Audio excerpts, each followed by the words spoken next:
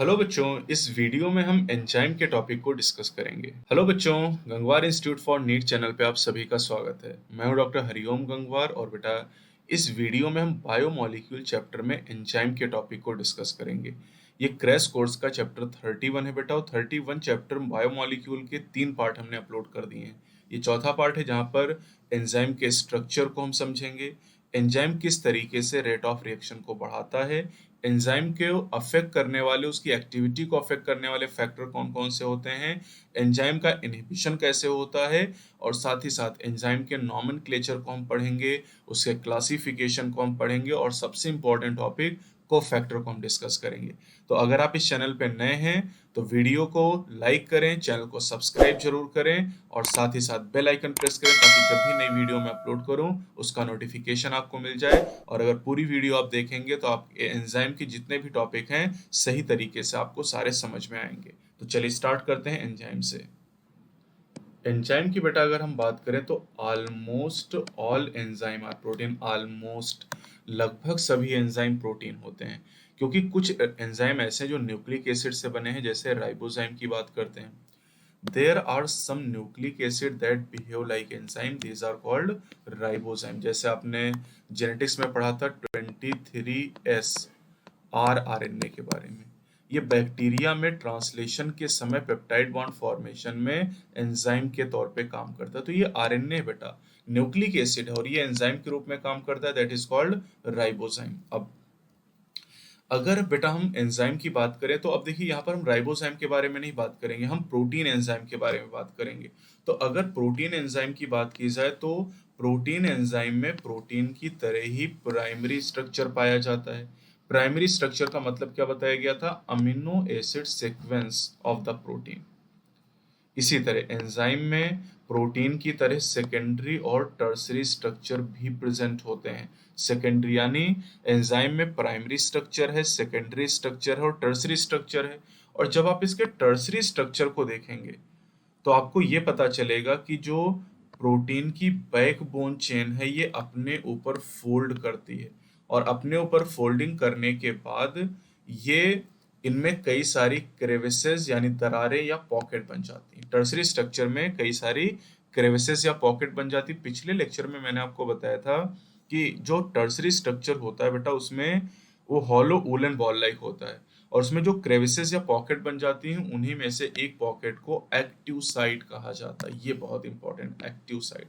तो active site कहाँ पर मिलेगी? टर्सरी स्ट्रक्चर में। ध्यान रखिएगा क्योंकि कल मेंटी और लाइव सेशन में पूछूंगा भी आपसे। अब बेटा जो एक्टिव साइट होती है, एक्टिव साइट एंजाइम की वो क्रेविस या पॉकेट होती जहां पर सबस्ट्रेट बाइंड कर जाता है, और जब सबस्ट्रेट यहां पर बाइंड करता है तो एंजाइम अपनी एक्टिव साइट के थ्रू सबस्ट्रेट को प्रोडक्ट में चेंज कर देता है और रिएक्शन को तेज कर देता है। तो एंजाइम क्या करता है बेटा? एंजाइम अपनी एक्टिव साइट के द्वारा रिएक्शन को कैटलाइज करता हाई रेट पर, यानी एंजाइम रेट ऑफ रिएक्शन को बढ़ा देता है। अब बेटा केमिस्ट्री में आप इनऑर्गेनिक कैटलिस्ट के बारे में पढ़ते हैं, जैसे मॉलिब्डेनम हो गया, या आप वेनेडियम की बात करते हैं, निकिल की बात करते हैं, ये सब इनऑर्गेनिक कैटलिस्ट हैं। और एंजाइम बायोलॉजिकल कैटलिस्ट हैं। इनमें कई सारे अंतर होते हैं, लेकिन एक जो बड़ा डिफरेंस है वो जानना बहुत ज़्यादा ज़रूरी है। कौन सा डिफरेंस है समझिएगा। इनऑर्गेनिक कैटलिस्ट की अगर बात की जाए तो इनऑर्गेनिक कैटलिस्ट काम करते हैं हाई टेम्परेचर और हाई प्रेशर पर अपना काम कर सकते हैं, लेकिन एंजाइम की अगर बात करें तो एंजाइम डैमेज हो जाते हैं या आप कहेंगे डीनेचर हो जाते हैं हाई टेम्परेचर। अगर 40 डिग्री सेल्सियस से ज़्यादा टेम्परेचर है तो एंजाइम डीनेचर हो जाते हैं, उनकी एक्टिविटी खत्म हो जाती है। डीनेचुरेशन में सेकेंडरी और टर्सरी स्ट्रक्चर बिगड़ जाता है। अब टर्सरी स्ट्रक्चर एंजाइम के रूप में काम करने के लिए जरूरी है बेटा, क्योंकि टर्सरी स्ट्रक्चर में ही एक्टिव साइट है। अगर डिनेचुरेशन हुआ तो टर्सरी स्ट्रक्चर बिगड़ जाएगा और इसकी वजह से एंजाइम के काम करने की क्षमता खत्म हो जाएगी। लेकिन biology is the science of exception. ऐसे एंजाइम जो उन ऑर्गेनिज्म से आइसोलेट किए जाते हैं जो बहुत ही हाई टेम्परेचर में रहते हैं, जैसे हॉट वेंट गर्म पानी के मुहाने या सल्फर स्प्रिंग गर्म पानी के झरनों में रहते हैं, उनमें पाए जाने वाले एंजाइम स्टेबल होते हैं और उनकी जो कैटालिटिक पावर होती है वो हाई टेम्परेचर 80-90 डिग्री सेल्सियस पर भी मेंटेन रहती है। जैसे आप याद करिए पीसीआर में थर्मस एक्वेटिकस नाम के बैक्टीरिया से जो टैग पॉलीमरेज निकाला गया था वो 70 डिग्री 80 डिग्री पे काम कर सकता है, जबकि नॉर्मल एंजाइम 45 डिग्री के ऊपर या 40 डिग्री के ऊपर काम नहीं कर पाते हैं। लेकिन थर्मोफिलिक ऑर्गेनिज्म से निकलने वाले एंजाइम में थर्मल स्टेबिलिटी पाई जाती है। Thermal stability is thus an important quality of such enzyme isolated from thermophilic organism. Thermophilic organism उन्हें कहते हैं जो हाई टेम्परेचर में पाए जाते हैं और इनमें थर्मल स्टेबिलिटी का कैरेक्टर प्रेजेंट होता है। चलिए बेटा, अब एंजाइम को समझने के लिए हमें थोड़ा सा केमिकल रिएक्शन को जानना पड़ेगा, क्योंकि एंजाइम रेट ऑफ रिएक्शन को बढ़ाता है। तो हमें रेट जानना पड़ेगा और रिएक्शन जानना पड़ेगा, तब हम एंजाइम के एक्शन को समझ पाएंगे। तो चलिए सबसे पहले हम बात करते हैं केमिकल रिएक्शन है क्या। तो केमिकल कंपाउंड जो होते हैं बेटा, उनमें दो तरह के चेंजेज हो सकते हैं। केमिकल कंपाउंड जैसे प्रोटीन, स्टार्च, कार्बोहाइड्रेट, ग्लूकोज, ये सब केमिकल कंपाउंड हैं। इनमें दो तरह के चेंज हो सकते हैं। पहला होता है फिजिकल चेंज। फिजिकल चेंज का मतलब change in shape without breaking of bond. इसे आप फिजिकल प्रोसेस भी कह सकते हैं।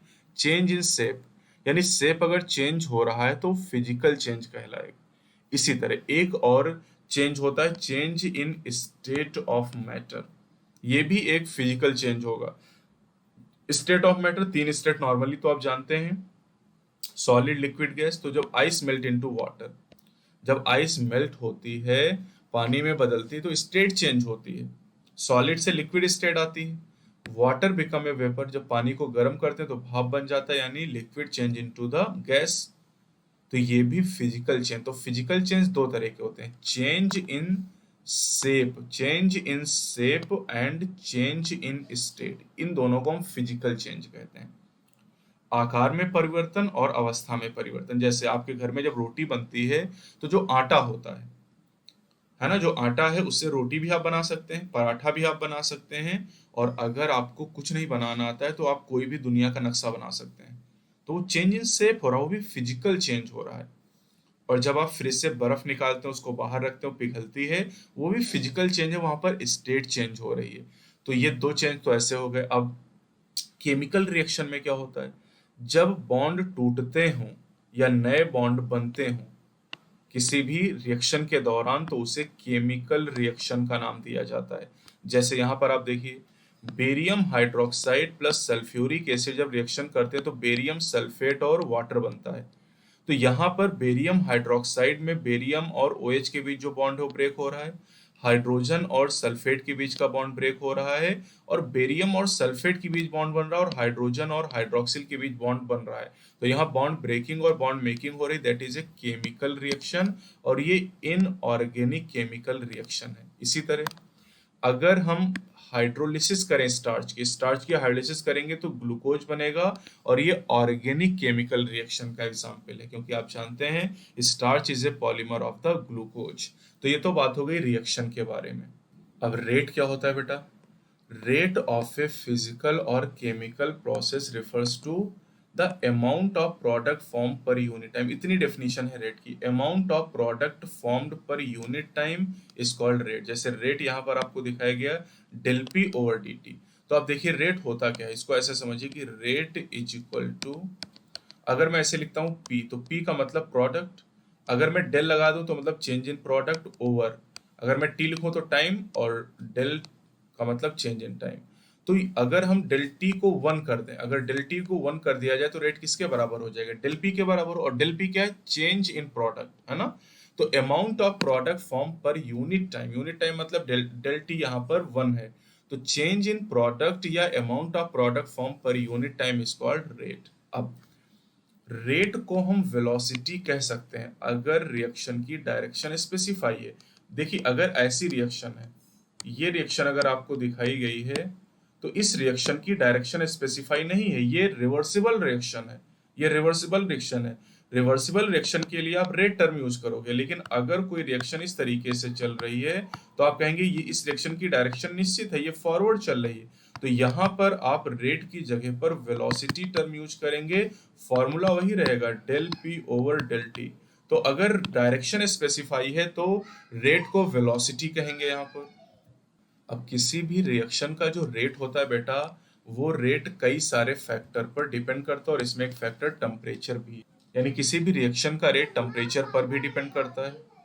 अब एक जनरल रूल है, जनरल रूल ऑफ थंब मतलब सर्वमान्य नियम, कि जो रेट होता है वो डबल हो जाता है या डिक्रीज हो जाता है हाफ, या तो दुगना हो जाता है या फिर हाफ हो जाता है अगर हम टेम्परेचर को 10 डिग्री डिक्रीज करें या फिर इंक्रीज करें। मान लीजिए कि T डिग्री सेल्सियस टेम्परेचर पर रेट R है, ठीक है, T डिग्री सेल्सियस टेम्परेचर पर रेट R है, तो अगर टेम्परेचर को 10 डिग्री बढ़ा दें यानी 10 प्लस T डिग्री सेल्सियस पे अगर आपसे पूछा जाए रेट क्या होगा, तो आप कहोगे रेट R/2 होगा या 2R हो जाएगा।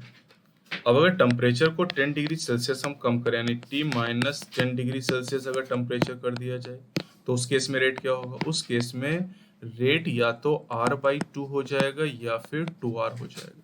यानी दोनों ही केसेस में अगर टेम्परेचर को हम 10 डिग्री बढ़ाएं या घटाएं तो रेट या तो दुगना हो जाएगा या फिर हाफ हो जाएगा।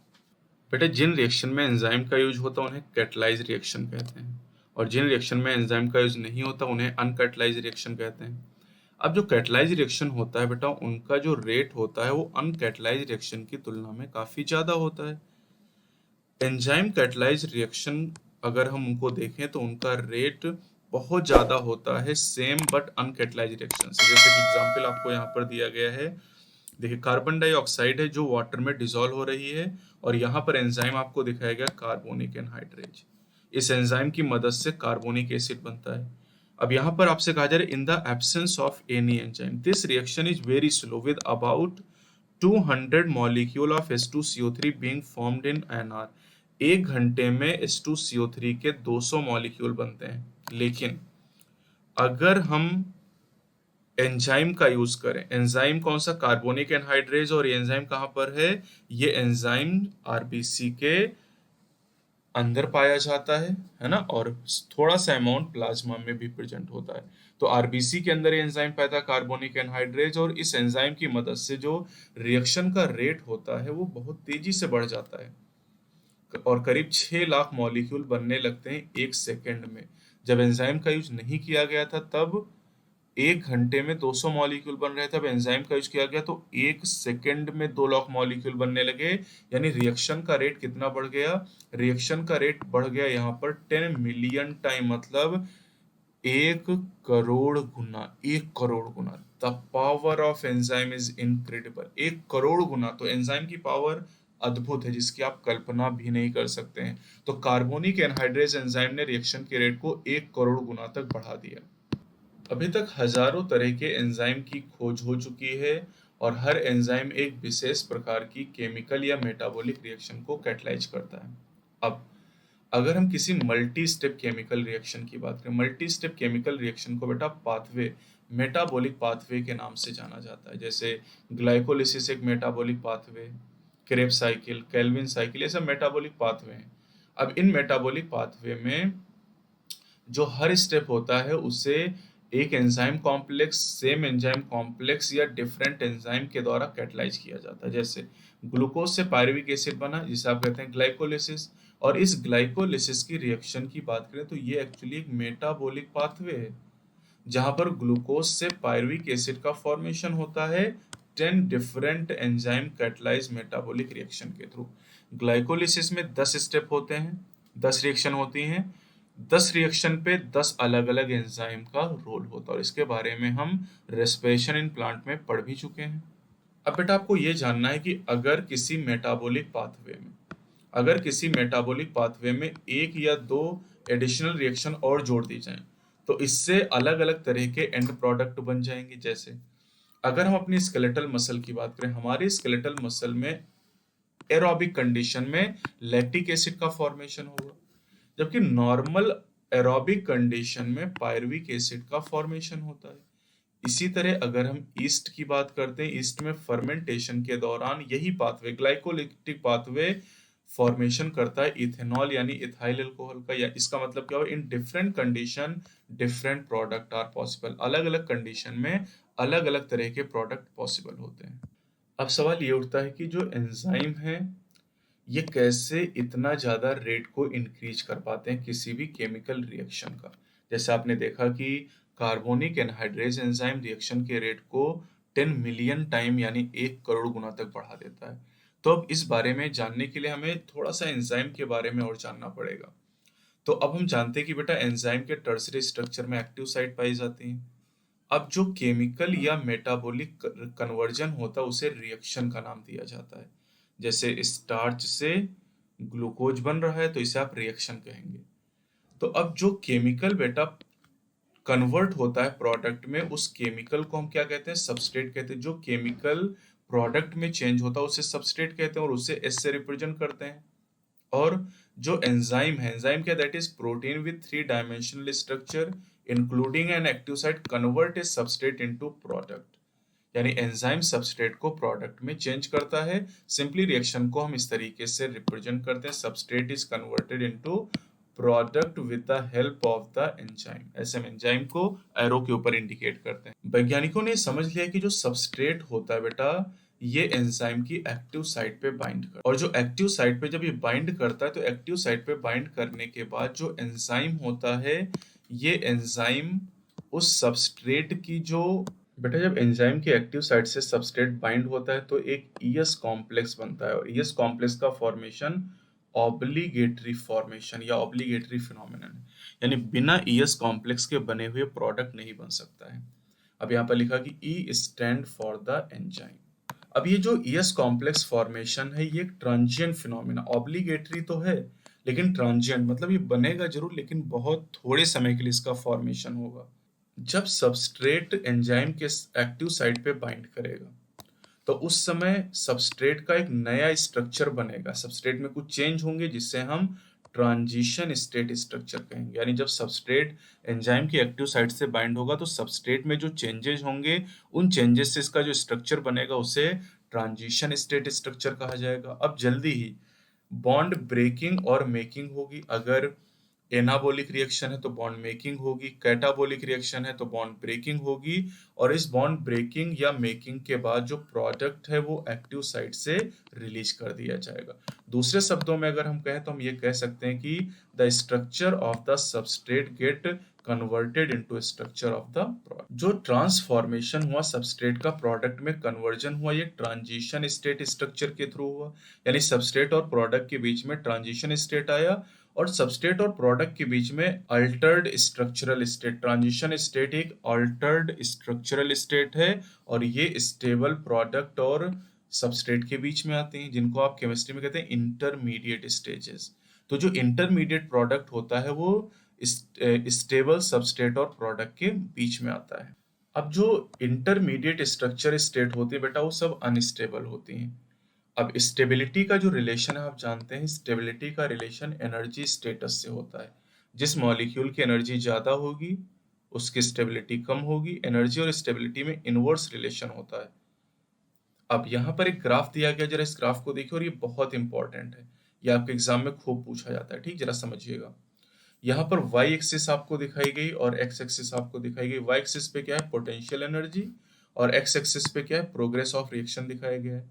अब आप देखिए यहाँ पर ये सबस्ट्रेट आपको दिखाई गई, सबस्ट्रेट की एनर्जी यहाँ पर आपको दिखाई गई है ना, ये सबस्ट्रेट है और उसकी पोटेंशियल एनर्जी आपको दिखाई गई, ये प्रोडक्ट यहाँ पर दिखाया गया। अब आप देखिए कि ये ट्रांजिशन स्टेट है बेटा, ये ट्रांजिशन स्टेट होती है। अब यहाँ पर दो आपको ग्राफ दिखाए गए हैं। ये वाला जो ऊपर वाला पार्ट आपको दिखाया गया that is activation energy without enzyme, और नीचे वाला जो ग्राफ आपको दिखाया गया एक्टिवेशन एनर्जी विद एंजाइम।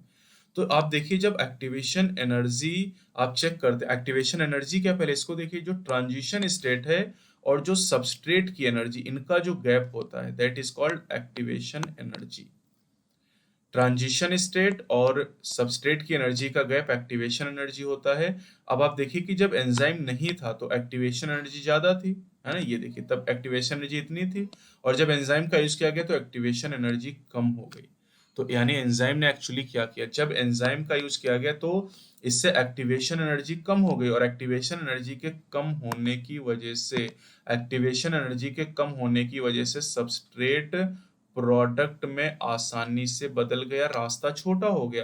पहले ये रास्ता जब एंजाइम नहीं था तो एक्टिवेशन एनर्जी ज्यादा थी और उसकी वजह से रास्ता काफी लंबा था तो रिएक्शन में टाइम लगता था। अब रास्ता छोटा हो गया जब एंजाइम का यूज किया गया, इससे सबस्ट्रेट प्रोडक्ट में आसानी से चेंज हो गया। तो आपने पढ़ा कि एंजाइम रेट ऑफ रिएक्शन को बढ़ाता है, लेकिन कैसे बढ़ाता है? एक्टिवेशन एनर्जी को कम करके। पहले एक्टिवेशन एनर्जी जो थी इतना, इसको इसने कम कर दिया एंजाइम ने, और अब एक्टिवेशन एनर्जी इतनी बची हुई है। तो अब यही लैंग्वेज में देख लेते हैं। y एक्सिस यहाँ पर बताती है पोटेंशियल एनर्जी के बारे में, x एक्सिस बताती है progression of the structural transformation और state through the transition state. ये प्रोग्रेस ऑफ रिएक्शन को बताती है, एग्जाम में पूछा गया है। अब यहाँ पर एनसीईआरटी कहता है कि दो चीजों पे आप नोटिस करेंगे। पहला the energy level difference between substrate and product.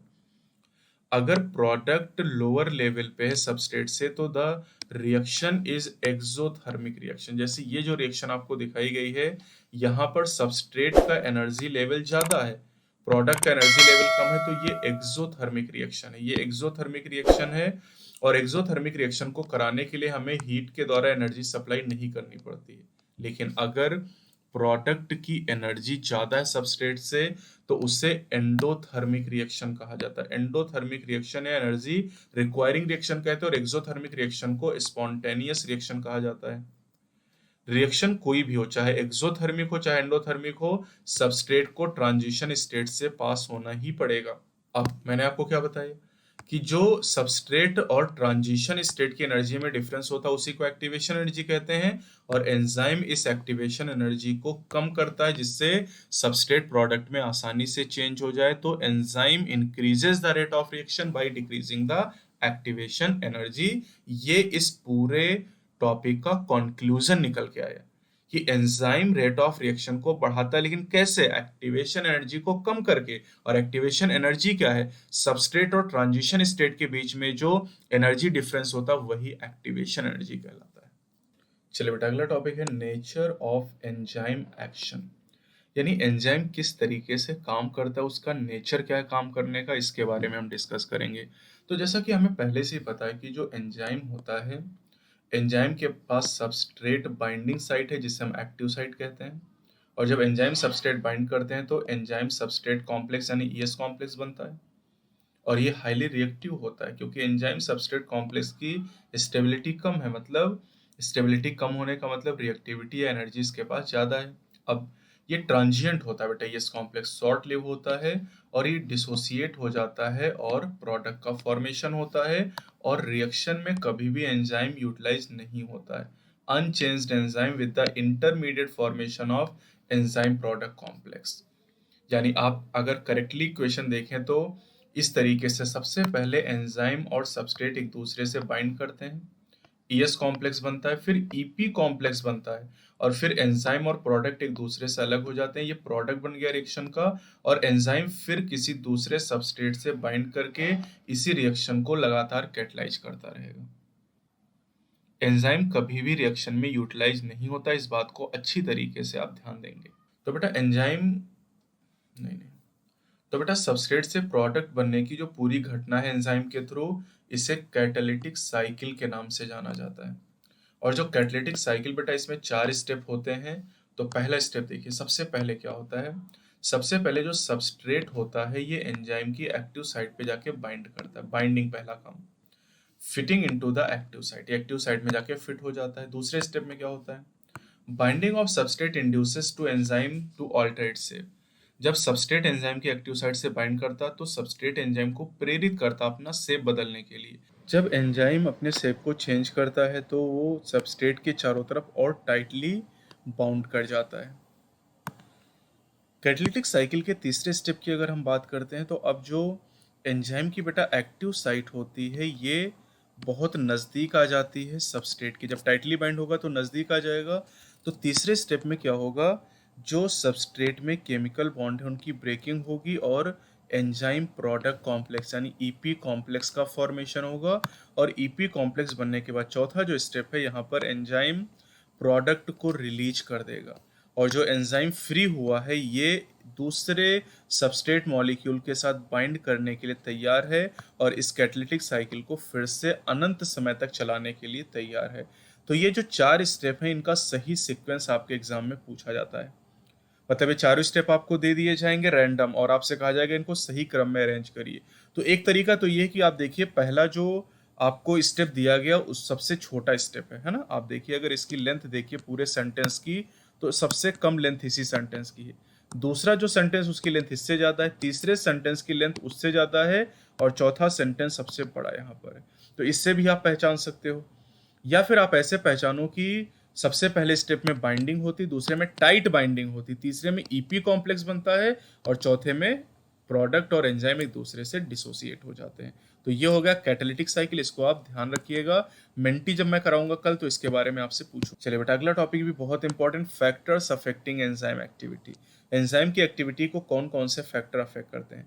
बेटा एंजाइम की एक्टिविटी को वही फैक्टर अफेक्ट कर सकते हैं जो उन कंडीशन को चेंज करते हैं जो एंजाइम के टर्सरी स्ट्रक्चर को बदल सकते हैं। यानी अगर कोई फैक्टर एंजाइम के टर्सरी स्ट्रक्चर को बदल सकता है तो वो एंजाइम की एक्टिविटी को चेंज कर सकता है। तो कौन कौन से फैक्टर हैं? Temperature, pH, change in substrate concentration और binding of specific chemical that regulate its activity. तो जो स्पेसिफिक केमिकल है बेटा ये एक्चुअली इनहिबिटर होते हैं।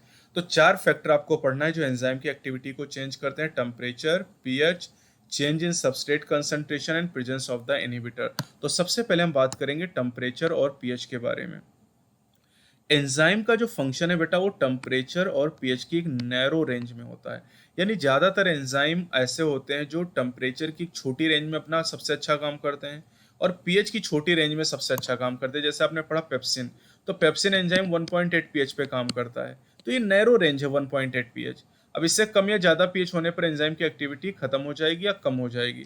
सिलाइवरी एमाइलेज 6.8 पीएच पे काम करता है। इंटेस्टाइन में जो एंजाइम है वो 7.8 पीएच पे काम करते हैं ना।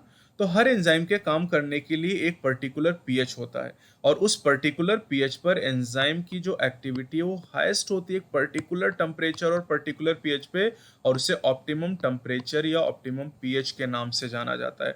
जिस टेम्परेचर पे एंजाइम की एक्टिविटी हाईएस्ट होगी वो ऑप्टिमम टेम्परेचर कहलाएगा, और जिस पीएच पर एंजाइम की एक्टिविटी सबसे ज़्यादा होगी उसे ऑप्टिमम पीएच कहेंगे। अब एंजाइम की एक्टिविटी उस ऑप्टिमम लेवल के दोनों तरफ डिक्रीज करेगी। यानी जैसे रेनिन एंजाइम है या पेप्सिन एंजाइम है, वो उसकी एक्टिविटी मैक्सिमम 1.8 पीएच पे होगी। अब पीएच को चाहे 1.8 से बढ़ाइए या कम करिए, दोनों ही केस में एंजाइम की एक्टिविटी घटेगी। और इसीलिए यहाँ पर जो कर्व आपको मिलेगा बेटा वो कर्व आपको मिलेगा बेल शेप। ये देखिए ये एंजाइम की एक्टिविटी आपको दी गई है वाई एक्सिस पे, एक्स एक्सिस पे आपको पीएच दिया गया है और कर्व कैसा आ रहा है? Bell shape curve. Bell shape curve में ये जो पॉइंट है यहाँ पर सबसे मैक्सिमम एक्टिविटी है, ये ऑप्टिमम वाला पीएच है। और इसके दोनों तरफ आप देखिए कम या ज़्यादा पीएच करने पर एंजाइम की एक्टिविटी कम हो रही है। इसी तरह टेम्परेचर आप देखिए, टेम्परेचर को एक्स एक्सिस पे लिया गया और एंजाइम की एक्टिविटी को वाई एक्सिस पे लिया गया है।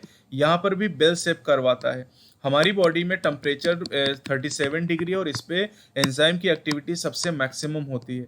अब चाहे टेम्परेचर को बढ़ाइए और चाहे टेम्परेचर को कम करिए, दोनों ही केसेस में जो एंजाइम की एक्टिविटी हो डिक्लाइन होती है। तो यहाँ पर बेल शेप कर्व आपको मिलेगा, ये ध्यान रखिएगा, बेल शेप्ड कर्व आपको मिलेगा अगर आप टेम्परेचर और पीएच की बात करते हैं। लो टेम्परेचर में क्या होगा? लो टेम्परेचर एंजाइम को प्रिजर्व कर देगा टेम्पोरेरली इनएक्टिव स्टेट में, जबकि जो हाई टेम्परेचर है ये एंजाइम की एक्टिविटी को डिस्ट्रॉय कर देगा क्योंकि प्रोटीन हीट के द्वारा डिनेचर हो जाती हैं।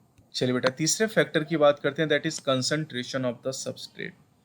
अगर हम सबस्ट्रेट के कंसंट्रेशन को बढ़ाएं तो वेलोसिटी या रेट जो है एंजाइमेटिक रिएक्शन का वो पहले बढ़ता है, फिर रिएक्शन का जो रेट है वो मैक्सिमम रेट या मैक्सिमम वेलोसिटी तक पहुंचता है जिसे वी मैक्स कहते हैं।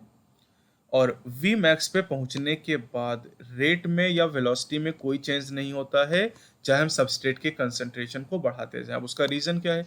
शुरुआत में जब हमने सबस्ट्रेट के कंसंट्रेशन को बढ़ाया तो वेलोसिटी बढ़ी, लेकिन एक लिमिट तक। उसके बाद एक मैक्सिमम वेलोसिटी आने के बाद चाहे जितना कंसंट्रेशन आप सबस्ट्रेट का बढ़ाइए, वेलोसिटी या रेट में कोई चेंज नहीं होगा क्योंकि एंजाइम मॉलिक्यूल का नंबर अब कम हो जाएगा सबस्ट्रेट के कंपैरिजन में। और जब सारे एंजाइम मॉलिक्यूल सैचुरेट हो जाएंगे तो फिर एडिशनल सबस्ट्रेट मॉलिक्यूल से बाइंड करने के लिए कोई फ्री एंजाइम नहीं होगा, और इस केस में जो एंजाइम की या रिएक्शन का जो रेट है वो इंक्रीज नहीं करेगा। तो इसको समझाने के लिए कर्व आपको बेटा दिया गया है, ये देखिए वाई एक्सिस पे आपको वेलोसिटी या रेट दिखाया गया है, एक्स एक्सिस पे आपको सबस्ट्रेट का कंसंट्रेशन दिखाया गया है, और ये देखिए ये Vmax आपको दिखाएगा और ये Vmax/2 आपको दिखाएगा इस पॉइंट पे। तो Vmax/2 यानी मैक्सिमम वेलोसिटी या मैक्सिमम रेट का आधा रेट है, और ये जिस सबस्ट्रेट कंसंट्रेशन पे मिलता है उसे Km कहते हैं। Km को कहते हैं मिकेलियस मेंटन कांस्टेंट। Km वो सबस्ट्रेट कंसंट्रेशन है जहां पर रिएक्शन अपनी मैक्सिमम वेलोसिटी की आधी वेलोसिटी को ऑब्टेन कर लेती है।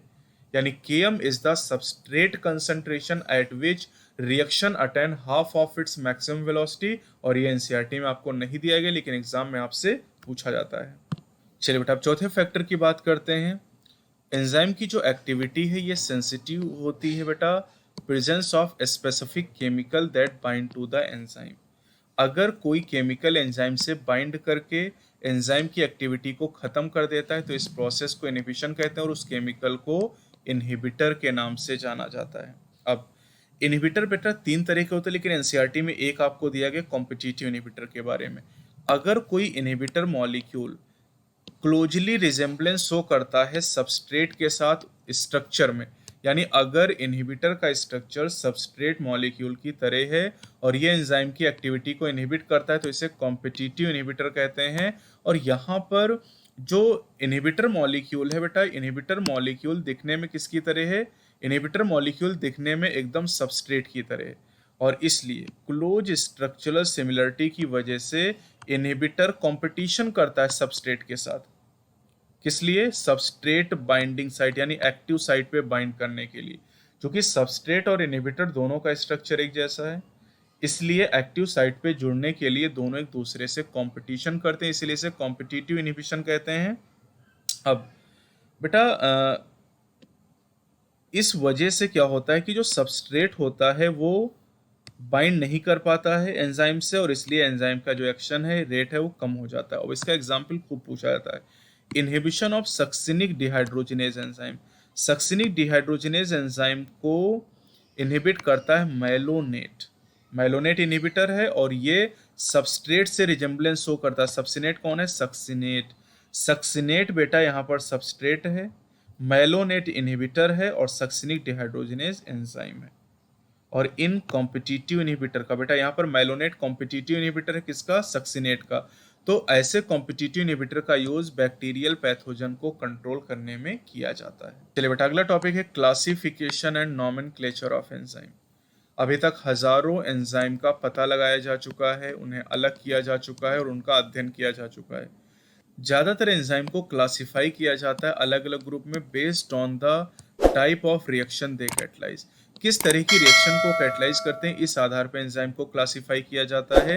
एंजाइम को 6 क्लासेस में डिवाइड किया गया और हर एक क्लास में 4 से 13 सब क्लास होते हैं और एंजाइम का जो नेम है वो 4 डिजिट में लिखा जाता है। जैसे हेक्सोकाइनेज एंजाइम का जो नाम है वो है 2711, 4 डिजिट में एंजाइम का नाम लिखा जाता है। अब 2 यहाँ पर जो पहला डिजिट है ये बताता है क्लास को कि सेकेंड क्लास का मेंबर। सेकेंड क्लास क्या है? ट्रांसफेरेज। 7 जो दूसरी डिजिट है ये बताती सब क्लास को। तीसरी डिजिट जो 1 है बताती सब क्लास को और चौथी डिजिट है वो एंजाइम हेक्सोकाइनेज को रिप्रेजेंट करती है। तो एंजाइम के 6 क्लास हैं और हर एक क्लास में 4 से लेके 13 सब क्लास हो सकते हैं। तो पहला क्लास यहाँ पर है जो बेटा first class is oxido reductase या इसे डिहाइड्रोजिनेज, ऑक्सीडो रिडक्टेज या डिहाइड्रोजिनेज कहा जाता है। और ये एंजाइम क्या करते हैं? ऑक्सीडो रिडक्शन यानी रेडॉक्स कराते हैं एस और एस डैश के बीच में। देखिए जैसे एस रिड्यूस है और एस डैश ऑक्सीडाइज है, रिएक्शन के बाद एस ऑक्सीडाइज हो गया और एस रिड्यूस हो गया तो यहाँ पर ऑक्सीडो रिडक्शन हुआ मतलब रेडॉक्स रिएक्शन हुई।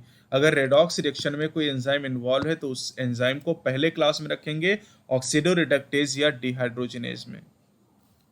दूसरा क्लास है बेटा ट्रांसफिरेजेज।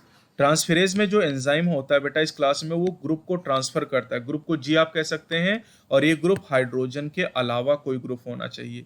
जैसे आप देखिए एस के साथ ग्रुप जी अटैच है और एस डैश अलग है लेकिन रिएक्शन के बाद एस अलग हो गया और एस डैश पे ग्रुप अटैच हो गया तो एंजाइम ने जी ग्रुप को ट्रांसफर किया एस से एस डैश पर तो ये ट्रांसफिरेज हो जाएगा। तीसरा है बेटा हाइड्रोलेजेस। हाइड्रोलेजेस की बात करें तो हाइड्रोलेजेस क्या करते हैं? ये एंजाइम बॉन्ड की ब्रेकिंग करते हैं। Ester bond, ether bond, peptide bond, glycosidic bond, carbon carbon bond, carbon halide bond, PN bond, इन सब की हाइड्रोलिसिस करते हैं। और जो डाइजेस्टिव एंजाइम होते हैं जैसे पेप्सिन, रेनिन, ट्रिप्सिन, ये सब हाइड्रोलेजेज यानी तीसरे क्लास से बिलोंग करते हैं। तो तीसरे क्लास के जो एंजाइम है बॉन्ड को तोड़ने का काम करते हैं। चौथा क्लास है बेटा लाइजेज। लाइजेज की बात करें तो लाइजेज ग्रुप का रिमूवल करते हैं सबस्ट्रेट से, लेकिन ये हाइड्रोलिसिस के अलावा किसी दूसरे तरीके से ग्रुप का रिमूव करते हैं। इनको पहचानना आसान है क्योंकि जब भी ये रिएक्शन कराएंगे तो डबल बॉन्ड अपीयर होगा कार्बन कार्बन के बीच। जैसे ये देखिए, ये कार्बन कार्बन के बीच सिंगल बॉन्ड और दो ग्रुप अटैच थे एक्स वाई।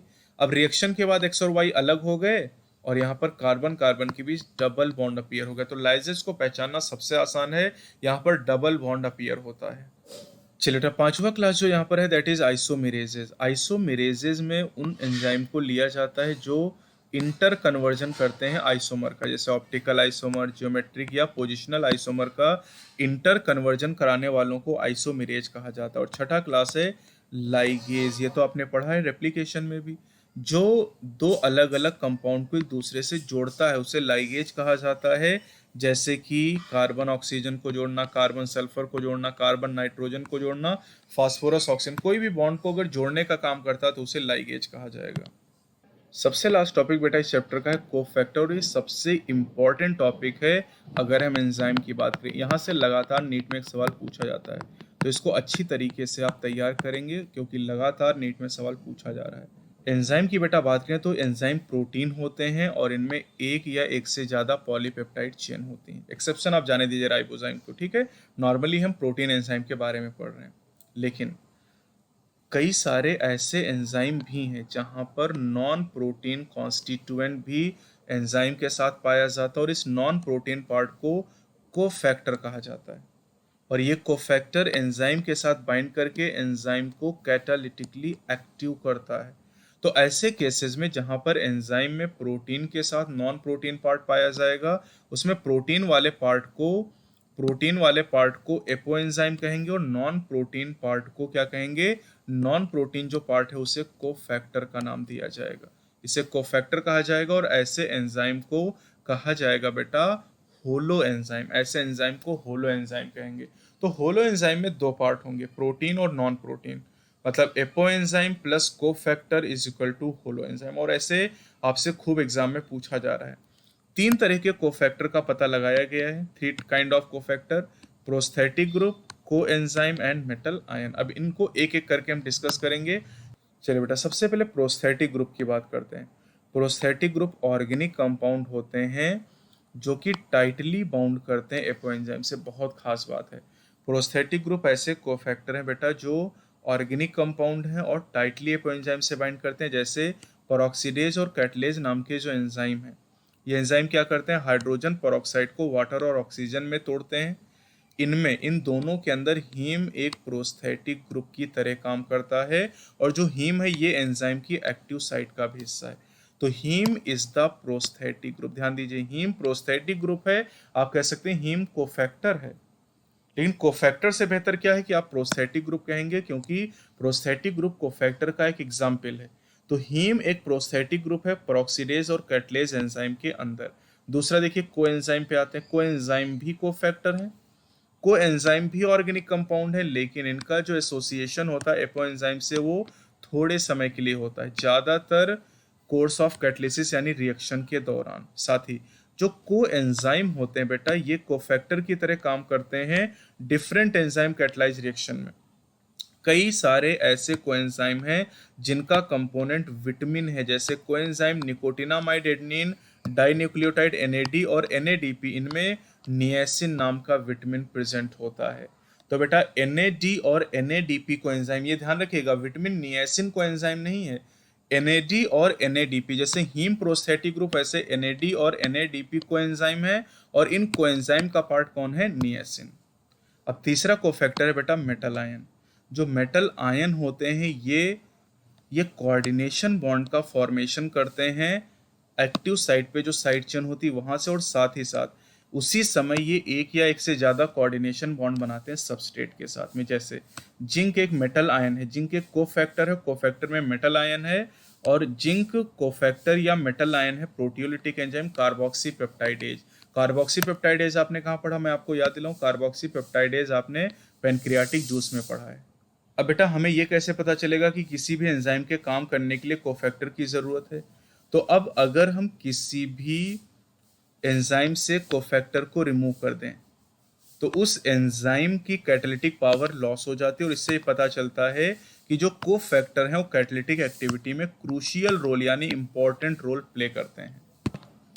समरी में कुछ पॉइंट है बेटा, आपको मैं बता देता हूँ जो याद कर लीजिएगा। Fat and oil are glyceride, ये एक नया पॉइंट है जो आप ध्यान रखेंगे। ग्लिसराइड है in which fatty acid are esterified to glycerol.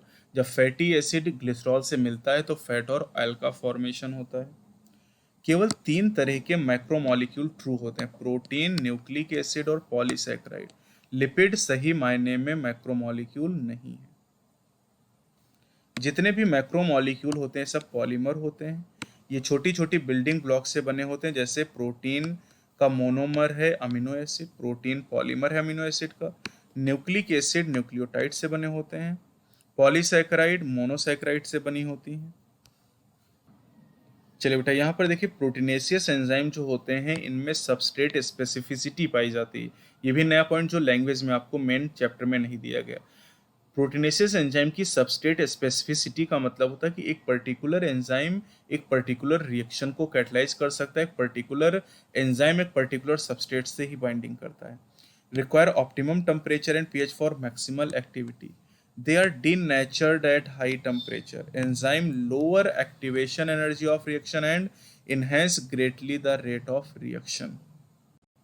तो बेटा मुझे उम्मीद है कि आपको ये क्रैश कोर्स पसंद आया होगा। अगर आपको अच्छा लगा हो तो लाइक करें, अपने फ्रेंड को ज़्यादा से ज़्यादा शेयर करें, और नए हैं और चैनल को आपने अभी तक सब्सक्राइब नहीं किया है तो चैनल को सब्सक्राइब कर लें और बेल आइकन करें ताकि जब भी नई वीडियो में अपलोड करूं उसका नोटिफिकेशन आपको मिल जाए। आपके नीट 2020 के लिए बेस्ट ऑफ लक।